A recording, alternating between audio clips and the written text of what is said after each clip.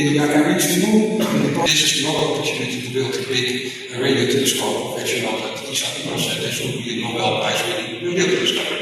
So this is the next big thing. But now let's go to the panel. Here are the questions. Key enabling technologies. What is the period of the panel? And I think there are two people that are busy with enabling technologies at the moment. Johan and Alessandra. So maybe you can give a few on what is enabling for you. And there is no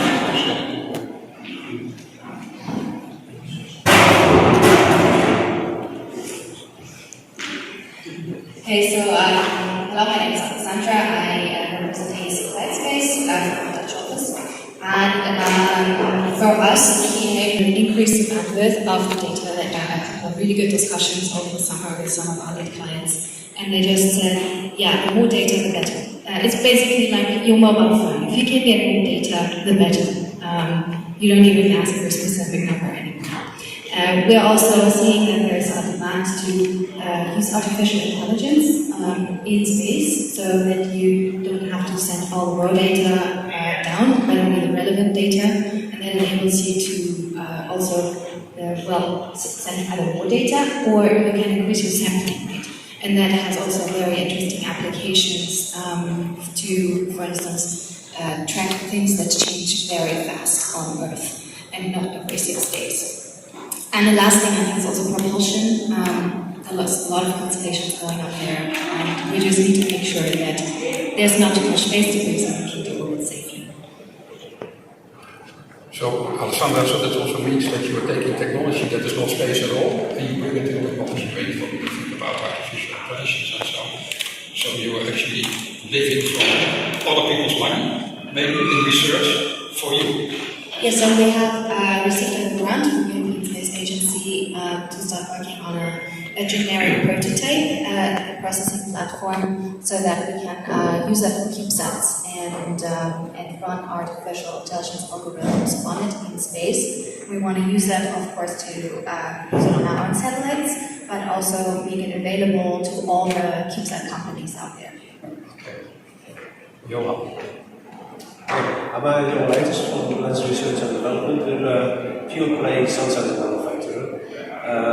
For us, the key is that space applications are moving from technology demonstration into commercial missions. And one of the key parameters for your return on investment is viability. So not only for removing, reducing space debris, but also for increasing the return on investment. The parts will have to be more reliable. That means that we start with a very high reliability design and then use experience gained from the military domain where you have volume production to optimize for volume production. And there is a sheet, I think, that shows some of our core technologies that we use. So we've developed our own wire-bondable integrated connector for the housing using vision-based pick-and-place. We're using automated wire bonding, wafer scale manufacturing of the membranes, and even developed our own robot to do the automatic assembly of the sensors, leading to a very high reproducibility and constant quality. And so we cooperated with the European Space Agency to get a very high level of qualification, and I think that is the core technologies that we are using to quality to cost ratio to space and enable us as a small company to be a big player in the field of sun sensors and supply many of our customers, although the company is really small. It's a tiny company. We're 4 at the moment, but we can do a couple of hundred sensors a year. Which brings us to the next big thing is scaling up, getting larger contracts, and perhaps even if we can get enough business in India, we'll start up a factory in India to build sun sensors here for the local market. But it's all driven by the production volume, so that's one of the next big things. Why I'm here to see if we can get that situation. Preempting investment business.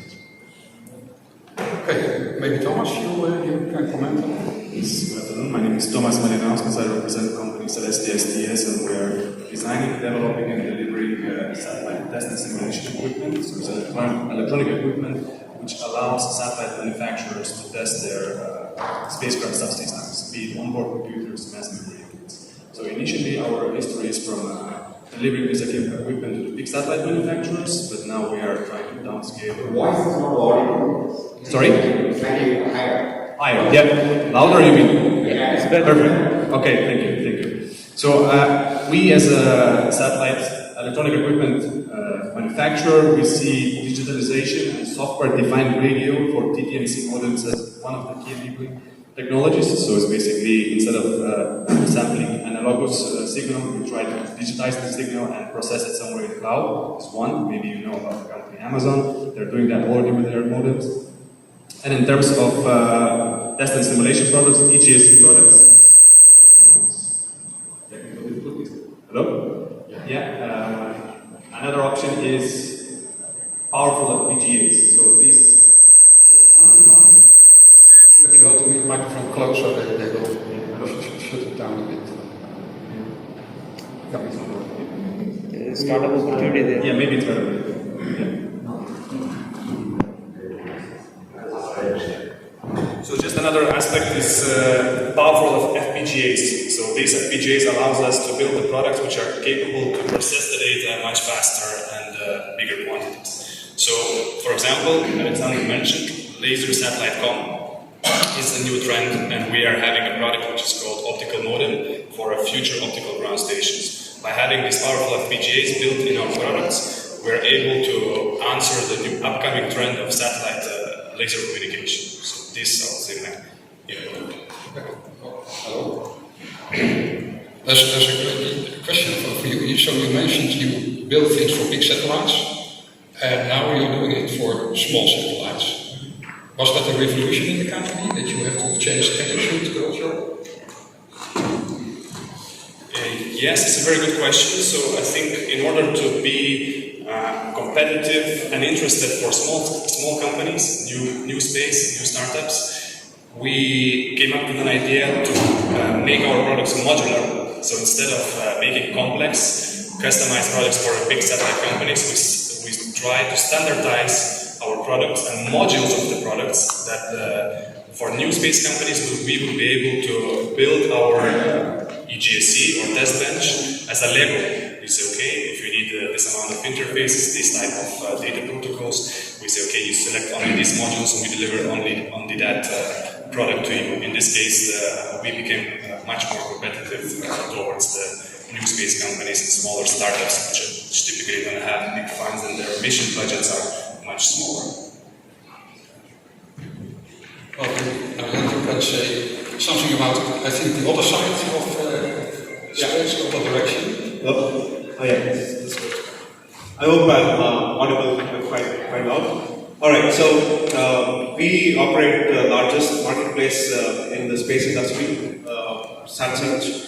And basically I think all these guys, I think they talked about most of the upstream oriented technologies that are out there. I am from India, but I have a company in the Netherlands, so I can relate to both the cultures, India and the Netherlands. So I think since we are here in India, I think what would be very interesting from an Indian context and the Dutch context is really applications. Because in India you have water, air, agriculture, fisheries, mining, infrastructure, forestry, so many applications that are possible. And the Netherlands is quite a small country considering what India is. And then there is tremendous possibilities if you can really think about how can you apply space to these applications so that you have sustainable business. Because I'll give you an example.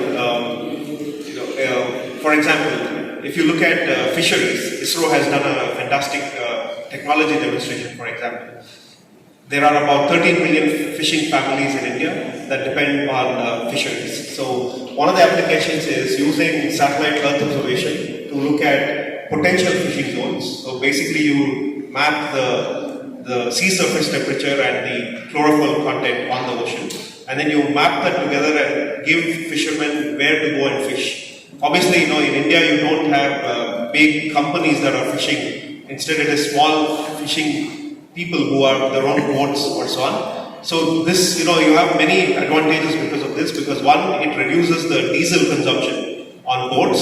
Second, you give them the location and weather updates, for example, so that they are safe in the water. Third, you give them locational intelligence to not veer off into the neighboring borders to be captured by their navies, for example. Fourth, you can link them to the marketplace because you know where they're going and when they're coming back, so you can kind of link them to the marketplace, right?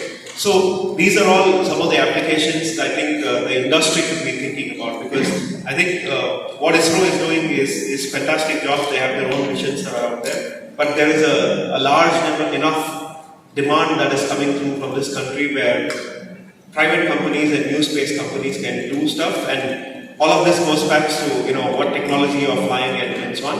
But then if you want to make it sustainable and scalable, you have to find on the ground customers who will keep increasing year on year, right? So that would be. Okay. Well, then you see there are two people left that didn't talk yet. They are in the safe zone, in the sense that once a professor told me that if you have a company, you have success, you get dirty, filthy rich. But if you fail, you lose your house, your property, and so you're bad luck. If you're a professor, and you have success, you write the paper, and if you fail, you also write the paper. So this means that these two people can tell you about, you could say, technologies that might become key and technologies, they might not, doesn't matter, look at what they do. Maybe you see the future, maybe you see not, there will always be a paper about it, but maybe they can tell you now what they are doing and what might become a key and technology. So can you say something about that? Yeah, I'm audible. Yes. So my name is Raj. I'm an assistant professor at TU Delft. I'm also director of Delft Sensory AI Lab, where we do fundamental research on AI, essentially. So AI is a broad field. It's going to be like Microsoft Word in 20 years. Everyone knows AI. The real question is, what do you use AI for? What's the scope? And my scope is bringing AI into systems, okay, so multi-agent systems specifically. And AI for space, I feel, is one of the sectors, big sections that we are working on.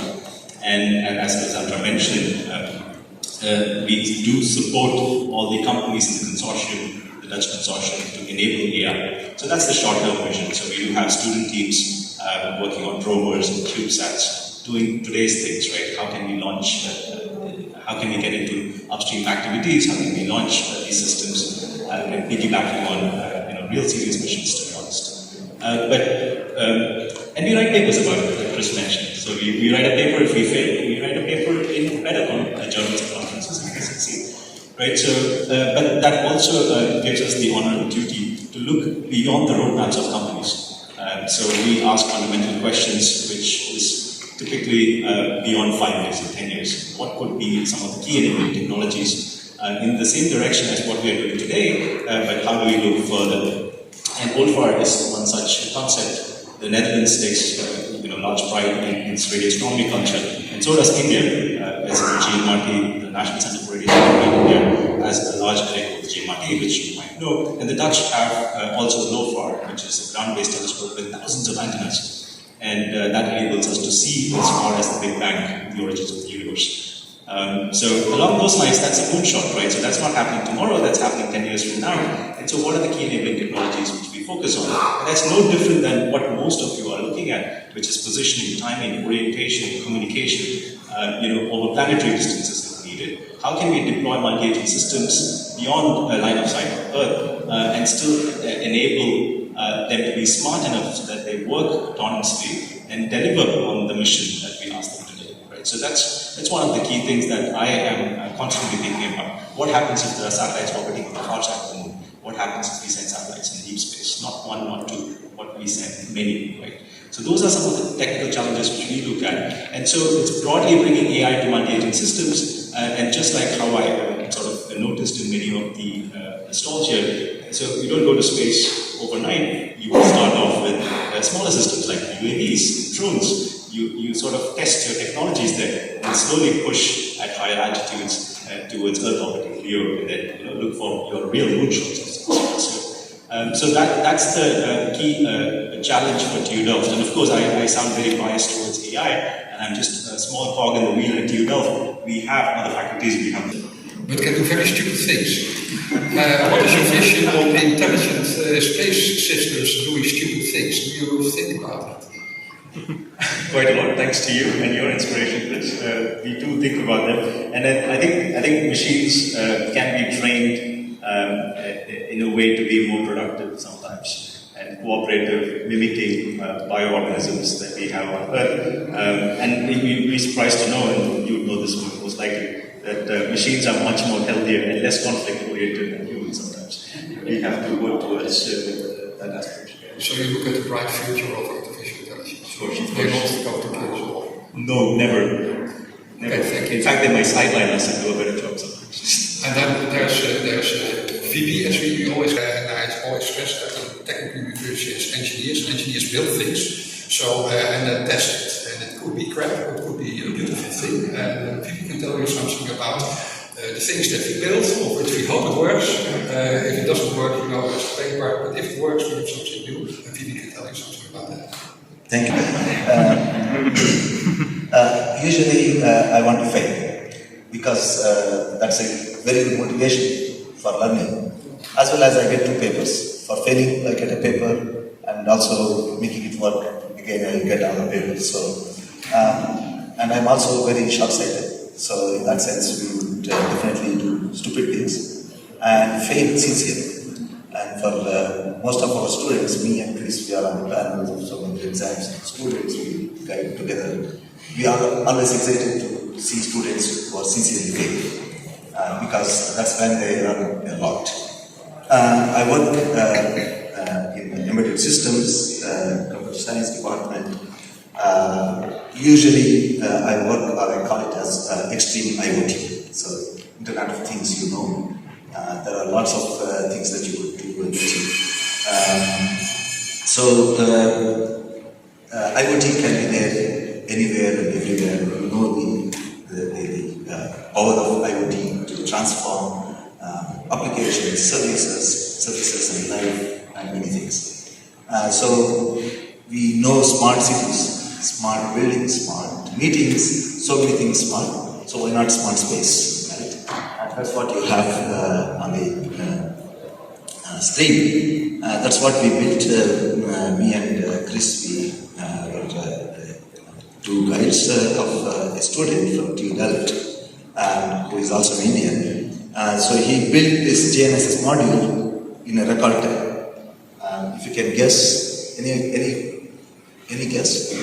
3 months? No, 1 month. And then it went, it worked. 3 of these modules are in space, and it's as good as any other commercially available module. The other one is we call it as a chipper, so it's a smart device. It can tell, it's a doctor there, so it can tell many things about the main system. So this is something that me and Chris, we were thinking about, and then came up with this idea of building this, and then you see a space hardware system there. So you can do lots of things, smart things in space. And the important thing that I want to stress here is there are parts component, and it works. So you can make smart space IoT systems, COTS component, build it in record time. The only thing is that you have to give it to a student. So then you know they will deliver it so fast. Incidentally, the student who did it is also here in this conference. You can meet him. Thank you. Yeah, so the chipper was inspired by us because sometimes you build a system and it does nothing. And when it does nothing, you know nothing. So the nightmare is that you launch something, it doesn't work. So what to change? So we thought if there's something independent that at least says beep and gives you a voltage, then you know if the voltage was there or not, so you can take the next step. And of course we are very often have systems that do nothing, so we are very experienced in trying to find out what happens, so that's what's brought it. But of course what also helped a lot is the generous cooperation that we have with ISRO, that they actually accept to take stuff like this in space without the promise that it will work and so on. So this is an example of a beautiful cooperation where you can get flight heritage, and now we know it works and everybody wants it. It is about the first step into space, and that is a beautiful cooperation that we have there. But now let's get back to the agenda, and we go back to the people from industry. And the question is, actually, what do people need at the moment? So you're building things, why not? But society invents the application. So bluntly could say that if you want to know what can be done with a certain technology, don't ask the engineer, because what he tells you will not be the application. The application will come from the customers. But for that, they need to meet. So that's why I'm all over the place to tell people what we do. And people ask me, can you also do this? And I say, yes. So you see a list that I made of applications of my technology that was actually inspired to me by the people that asked me, can you do this? So I will tell you, come to the next booth, you want something, we didn't say we do it, you will be surprised how many times with surprise in their eyes, the guy said, yeah, actually we can do that. So you need the interface. The general problem with the space industry is every person wants to be Steve Jobs in thinking that they will create something that the world will want before the world needs to, before you actually know what the world needs. Often I think that is a recipe for disaster because at the end